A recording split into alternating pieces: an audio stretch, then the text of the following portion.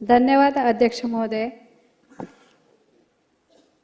एक अत्यंत यशस्वी असा 24-25 सर्वसामान्यांना हिताचा अर्थसंकल्प मांडल्याबद्दल राज्याचे माननीय अर्थमंत्री व उपमुख्यमंत्री श्री अजितदादा पवार यांचे मी मनापासून अभिनंदन करते। राज्याच्या विकासाला गती देणारा, सर्वसामान्यांच्या खिशामध्ये भर टाकणारा अत्यंत चांगला अर्थसंकल्प त्याने सादर केलेला आहे। या संकल्पाच्या माध्यमातून रस्ता, मेट्रो यांच्या कामाकरिता अशा अनेक भांडवली खर्चाकरिता तरतूद माननीय श्री अजितदादा पवार यांनी केलेला आहे। त्यामुळे राज्याचा विकास येणाऱ्या काळात अधिक गतीने होणार आहे। प्रधानमंत्री आवास योजना शहरी 1 अंतर्गत 4,42,000 आवास, 7,048 घरकुले मंजूर असून त्यापैकी 2,08,304 घरकुलांचे बांधकाम योजना शहरी पूर्ण झाले आहेत।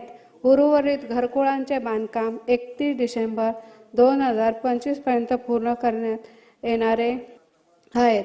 लेख लाडकी योजनेअंतर्गत 1,13,000 लाभार्थ्यांना थेट लाभ देण्यात आलेला आहे। सन 2025-26 मध्ये या योजनांकरिता 50,55,00,000 रुपये नित्यव्यय प्रस्तावित आहेत।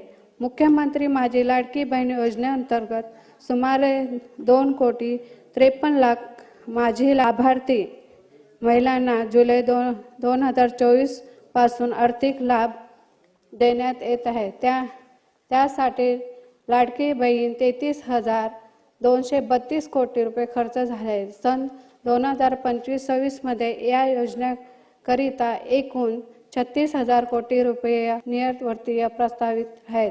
या योजनेतून मिळणाऱ्या अनुदानाचा उपयोग काही महिला गटांनी आर्थिक उपक्रमासाठी बीज भांडवल म्हणून केला असून अशा गटांना आणखी प्रोत्साहन देण्यासाठी विशेष योजना हाती घेण्याचे विचारधानी आहे।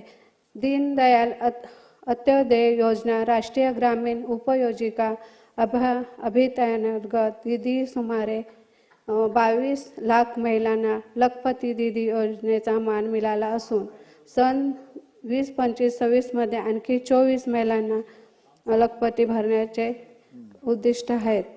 बचत गट उत्पादनासाठी हक्काचे बाजारपेठ उपलब्ध करून देण्यासाठी प्रत्येक जिल्ह्यात एक उपदेव मॉल उभारण्याचे शासनाने ठरवले असून महिला टप्प्यात 10 जिल्ह्यांसाठी 150 कोटी रुपयांची निधी उपलब्ध करून देण्यात येणार आहे। तसेच मी माझ्या मतदारसंघाचे 2 प्रश्न मांडत आहे। फक्त सरकारला सांगू इच्छिते की माझ्या मतदारसंघात पाण्याची खूप कमतरता आहे आणि मी या महिला एक तिथली कल्याण पूर्वेची असल्यामुळे महिलांना पाण्याचा काय त्रास होतो तो मी जाणते आणि यासाठी फक्त माझ्या मतदारसंघात जे काही पाण्याचे प्रश्न असतील ते सरकारने लवकरात लवकर सोडवावे। आणि एक प्रश्न, फक्त माझ्या रेल्वेचे जे नवीन लाईनचं काम चालू आहे त्यासाठी काही घरांचं तिथे पुनर्वसन करण्यासाठी माझ्या मतदारसंघात जी काही घरं बाधित होतात त्यांच्यासाठी फक्त कचोरे 12वे मध्ये त्यांना घर देण्यात यावे। धन्यवाद।